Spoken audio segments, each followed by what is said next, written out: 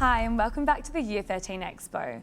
I'm Sophie from Year 13 and I'm here to discuss today the past, present and future of trades and what's happening in the world of trades. Today I'm joined by three key players in the industry. We've got Neil Hipwell from Future Flip, an innovative design and build company based in southern Sydney. You may also recognise him from his Instagram handle @FutureFlip. We've got Josh Varias. He is the co-founder and director of a cloud-based solution for project managers. It is on his t-shirt. The company's called SiteLinked. He's also the director of Friendly Plumbing. And we've also got on screen with us Fiona McDonald. She's the executive director of Trades Women Australia. And this industry organisation was established to encourage, recruit and retain women in skilled trade roles that are traditionally male-dominated. Thanks for joining us all today. Thank you. Thank you. I'd love to start off by asking these three really diverse individuals, what is your post-school experience? How did you wind up in the trades industry? And I might start with Josh first. Yeah, so basically I originally wanted to go into university, so I wanted to be an engineer, and obviously got my results back from year 12. They weren't good enough. So then part of my work experience was being a plumber at Taronga Zoo. Oh, wow. Yeah, I know. So yeah, and then obviously sort of liked the plumbing aspect of it, and then went into a 4-year plumbing apprenticeship. Lovely. And then how did we get to SiteLinked? So obviously working within the industry, a friend of mine who I went to school with, he went into electrical, and we're always sort of playing ideas off each other, sort of growing up through our apprenticeship and then into our careers.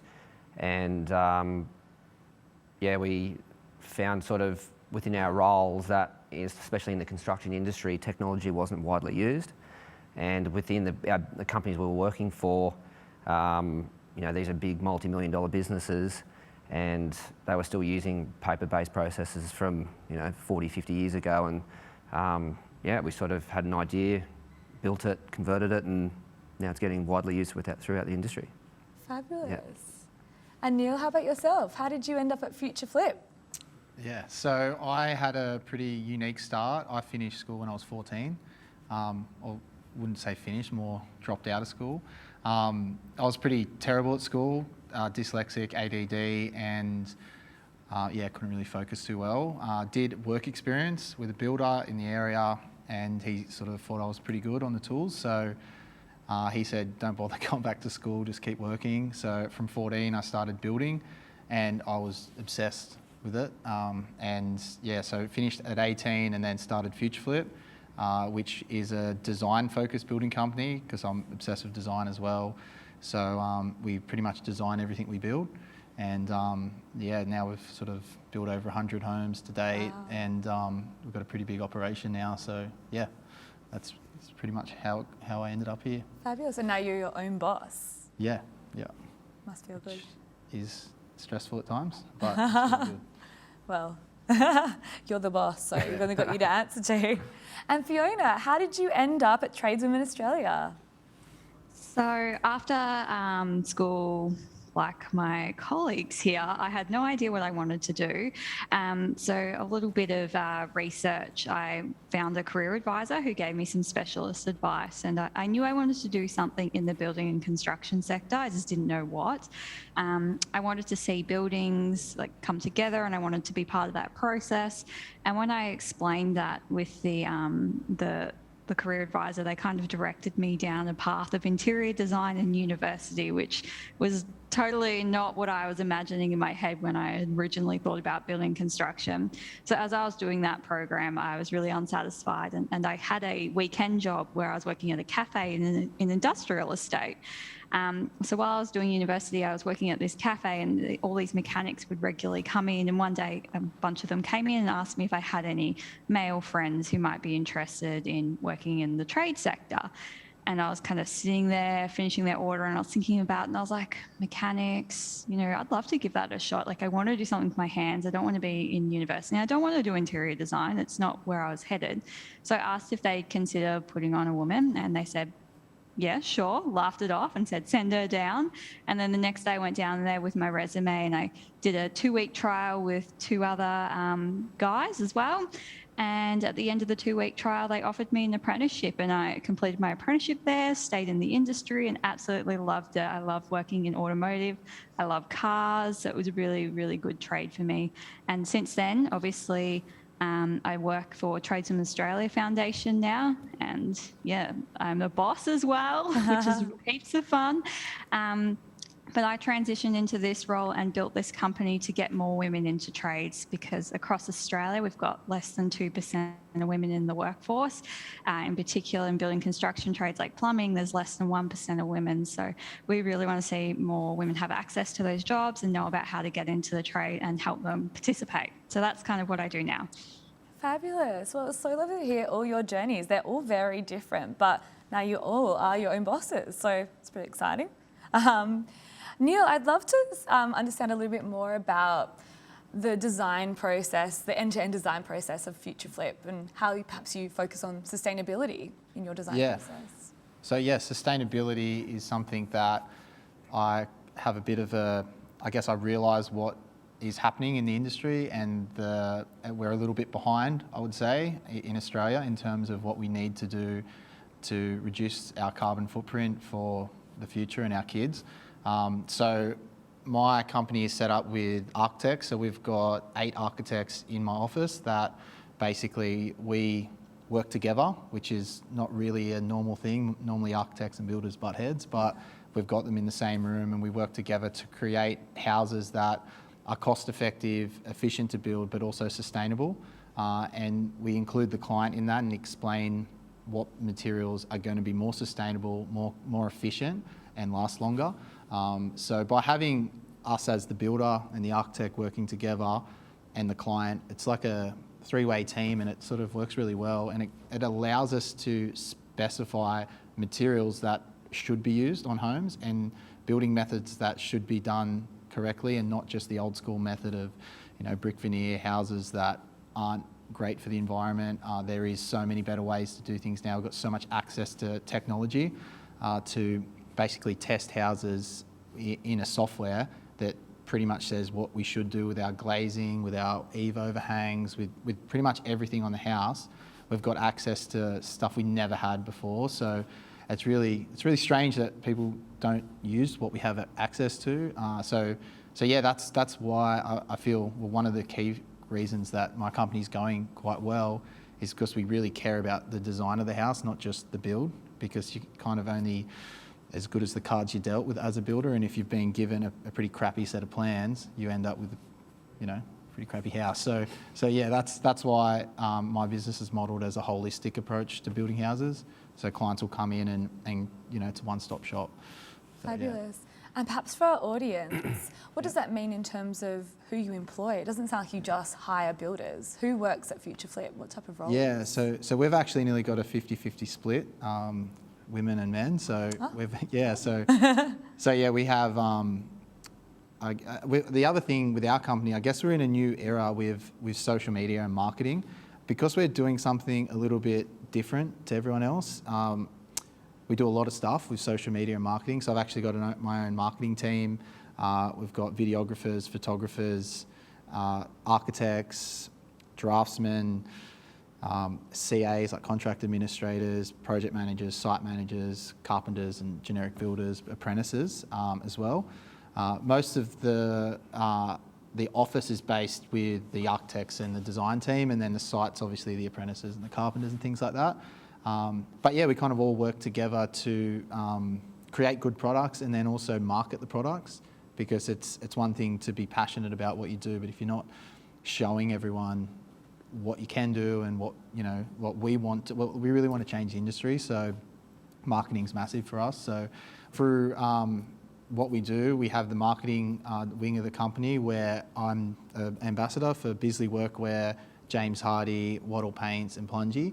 So yeah, that's a pretty interesting thing for a builder to be doing that as well. But being passionate about what you do kind of leads to that stuff, and it's kind of a whole nother wing to our company now where we kind of help and teach and do tricks and tips and stuff like that. So yeah.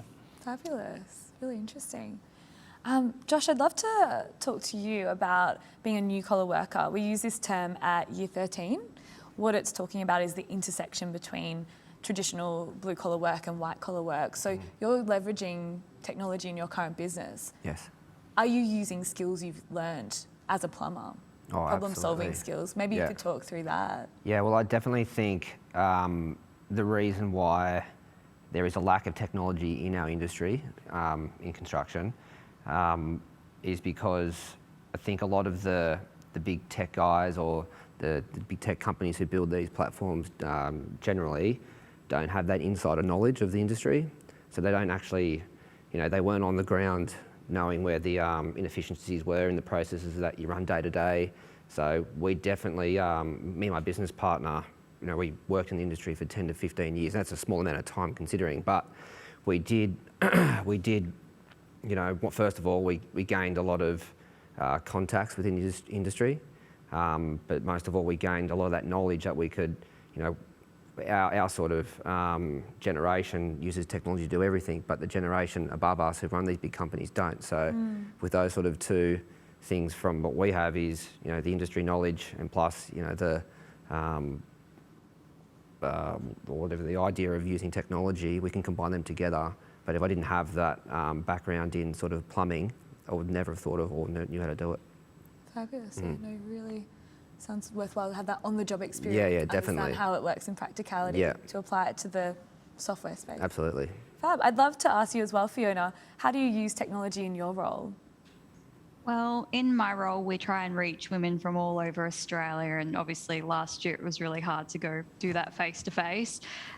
So in our organisation, we deliver a lot of training for employers, and we work with employers to help them recruit women, and we're giving out career advice and education to women in schools across the country as well. So we utilised a lot of Zoom and video calls obviously last year, but we started to transition all our resources and things to online and onto our website so that people can download and read them and follow them.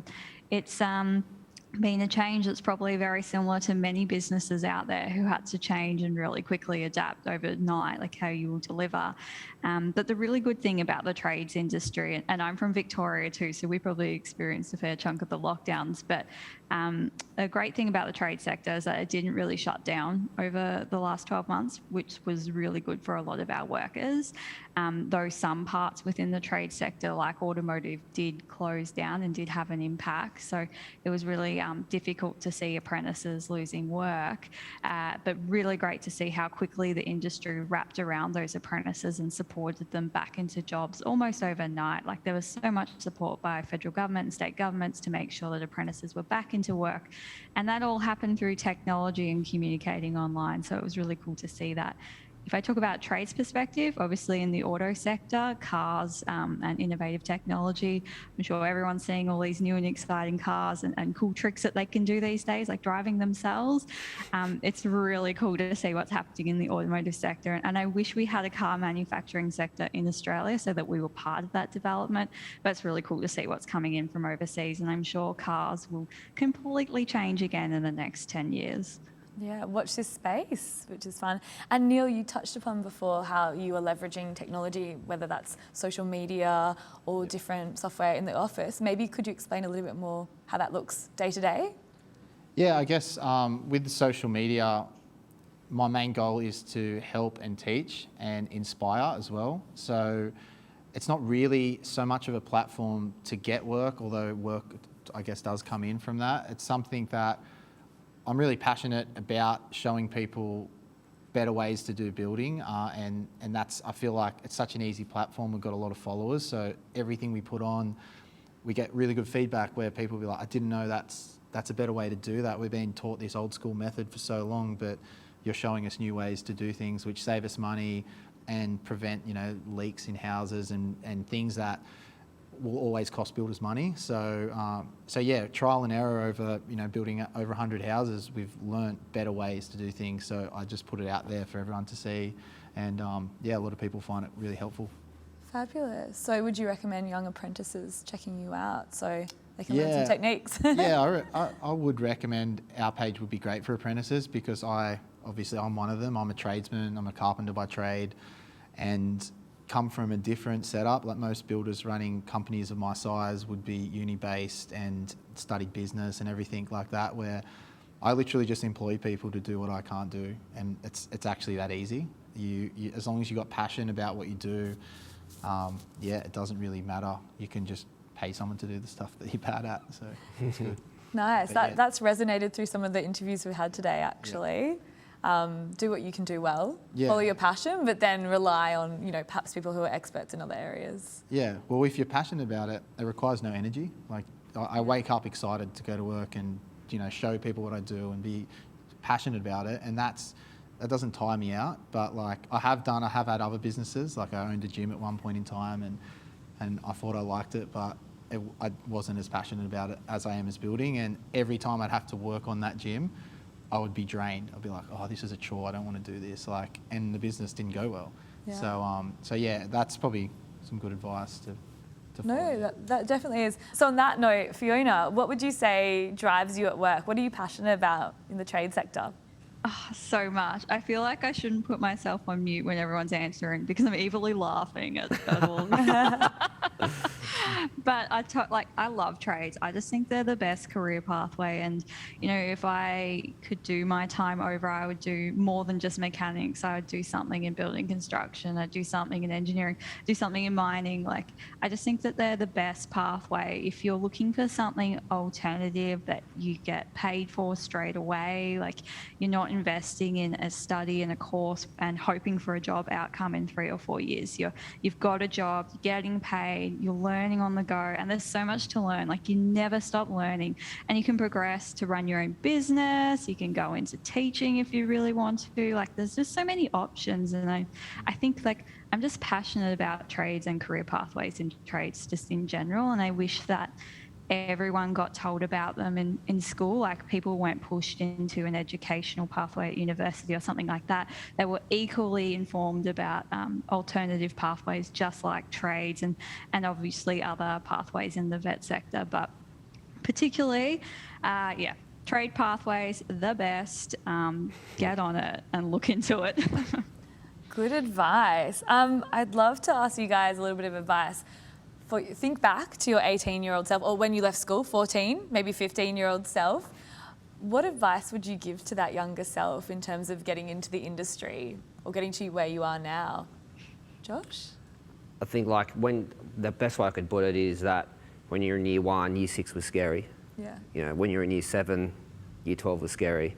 So now you're leaving school, it's going to be scary, but I think my advice would just be work hard. I think the game's hard, but if you can work hard, you'll win or succeed. Good advice. Neil? I guess a little bit similar.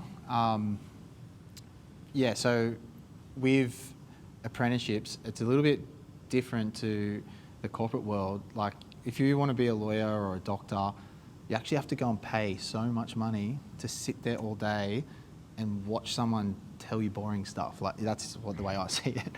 But with a trade, like, you're getting paid decent money now. It's not, you don't even get, like, when I started, I was on $240 a week. That was my pay at 14.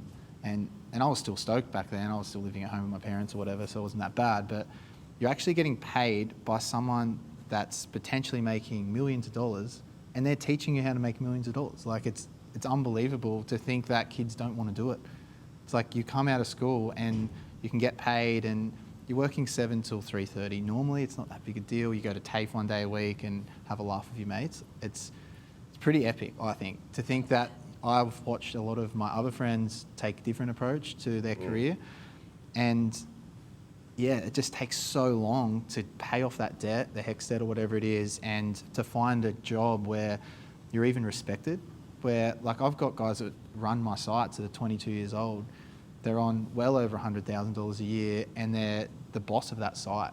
They've got enough respect to run a whole building site. So age doesn't really matter. It's how hard you work and how much effort you put in. And if you're a hard worker and you're passionate and you have a never give up attitude, you're bound to be successful in building and construction, for sure. And I think just to touch back on that, I think what I've noticed with my friends that have finished university is that they go into a job where they start again. Like, I think in construction, by the time you work your way up after a 4 or 5 year apprenticeship, you're in a pretty high level. Yeah. Like you can go into a project management role or a foreman role pretty quickly. Yeah, nice. Yeah. Oh, I'm starting to regret my life choices. Fiona, I'd love to hear from you. What's your advice to your 18-year-old self getting into the industry? Try lots of different things and don't be influenced by others. Make your own choices. So I think, there's so much pressure on young people to choose a career and stick to that career, and that will be your career forever. And you need to make this choice right now. And it just can happen so quickly, like year 10, 11 and 12. You just feel like you're making these decisions that are going to impact you forever. They're not. And I look back on my year 11 and 12 and subjects, and they have nothing to do with what I do in my life now, which is a whole nother tangent I won't go into. But I think, just be passionate. You won't know what your passion is until you find it and you try something new. So don't be afraid to give new things a go. Do that woodworking class or that metalworking class. Go try a pre-app. Take a look at different trade types. Maybe a trade's not for you, and that's totally fine. But if you put yourself out there and you try new things, you'll find something that you're really passionate about. And if you ignore what others are telling you along the way, like what you should do with your life and your decisions, you'll get really far if you just focus on yourself and what you want to do. So block out the opinions and go chase your own dreams and find them. Fab, good advice. I might have a follow-on question for females wanting to get into trades who might feel daunted about the industry. What would your advice be for them? Reach out to Tradeswomen Australia, absolutely, through social media.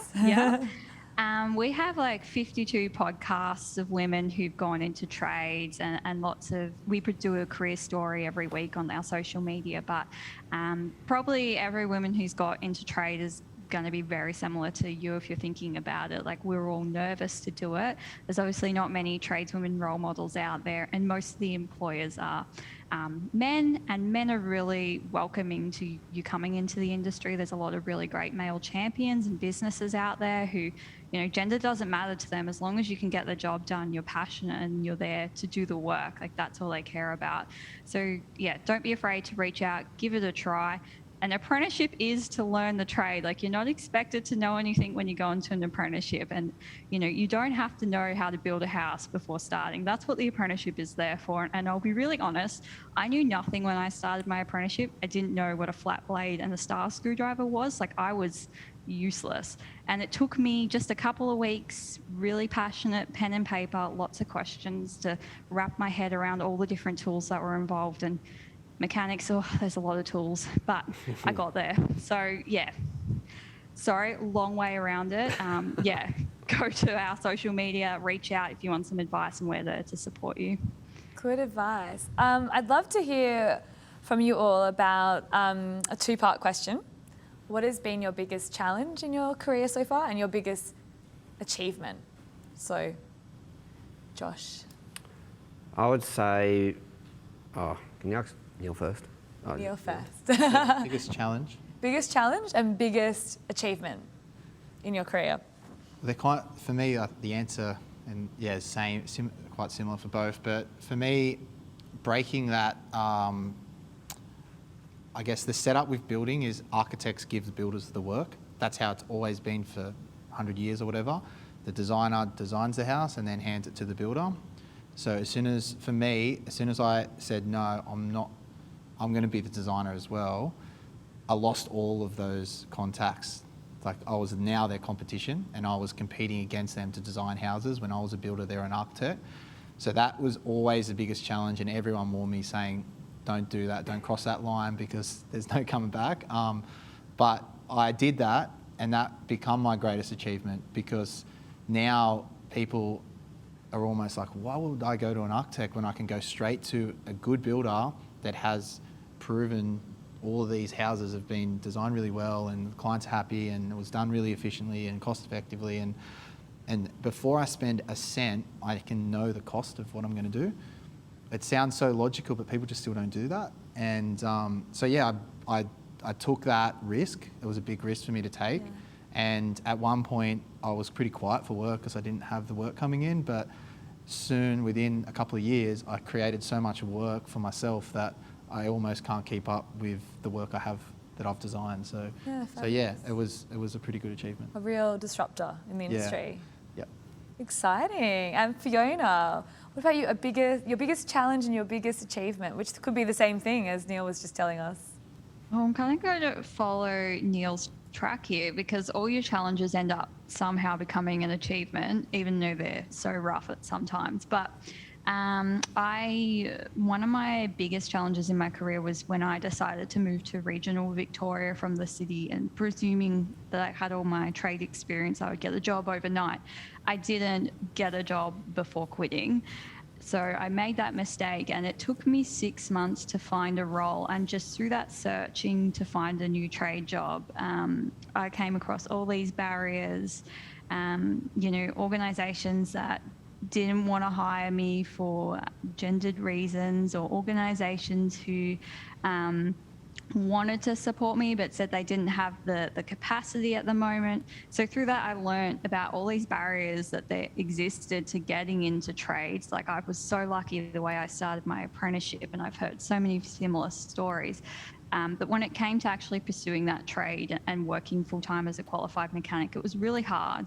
So I turned those barriers into a business idea and wanted to help remove them for others, and particularly for other women who were coming into the industry who had additional barriers on top of what I had. So I'm talking about refugees, migrants, asylum seekers, women who are single mums raising 3 or 4 kids at home, people who don't have support systems around them, like a parent or a family member or friends who support their career decisions. So I sort of, through that challenge, wanted to address all those barriers, and that's when I founded the business. And since finding the business, obviously been plenty of challenges doing a startup business, but here we are, like a few years later, we've got about a team of 8 now, so we're doubling in size nearly every year. We're just growing and growing, which is great. And it's really, been my hugest success to see that complete turnaround based on an experience that I put myself in a personal situation, and what I learned through that, turning it into a business idea and growing as an employer, and being a boss has so many challenges in itself as well. So every day you're learning and achieving new things, and it's so rewarding and so challenging at the same time as well. But I wouldn't trade it for anything else. Sounds great. Bit of a theme here. Now, Josh. Yeah. So, how about you? Well, I'll refer to SiteLinked. Our biggest challenge was obviously we had the great idea in our head, but especially putting pen to paper. Excuse the pun there, but with sort of trying to get the development, especially with us not knowing anything about IT. The challenge was to try out and go and build it, and then once we had the platform built, the next challenge was to try and sell it to companies and try and get them to use it. And our first resistance was no one really wanted it. So, more persistence and, trying to improve the product, especially with low funding, and then getting funding, that was always a challenge. But now the achievements, obviously, we've got quite big companies using our software every day, paying for it, which is, I never really thought that was going to happen 5 or 6 years ago. Yeah. Yeah, awesome. A bit of a theme there. Thank you. I'd love to thank you all for coming today, and I'd like to end on one Year 13 style question. So we love to ask this, especially to our new employees. So if money was no object, what do you think you'd be doing now? Well, it's an easy answer. I love skiing, so I'd be a ski instructor. Nice. That's it. Fabulous. Neil, how about yourself? I'd probably still be doing something similar, maybe to a bit grander scale, like doing some seriously cool houses with some wave pools and all sorts of things like that. But yeah, I'd just be designing cool houses, doing what I'm doing now. Nice. Exciting. And Fiona, how about yourself? I'd definitely be taking my business on a global scale, like trying to get women and men equally, like equal opportunities in all jobs, not just trades. I'd definitely be pushing that agenda. And I'm really passionate about environmental sustainability. So I'd totally, if my pockets were deep enough, be splashing into new businesses with a social purpose and trying to change the world. Fabulous. All good answers. Well, I'd just like to thank you all on behalf of Year 13 for joining us at the Expo today. It's great to hear from you all, and there's links down below where you can contact each of these lovely panellists and their organisations if you'd like to reach out and find out more. Thanks again. Thank you. Thank you. Thank you.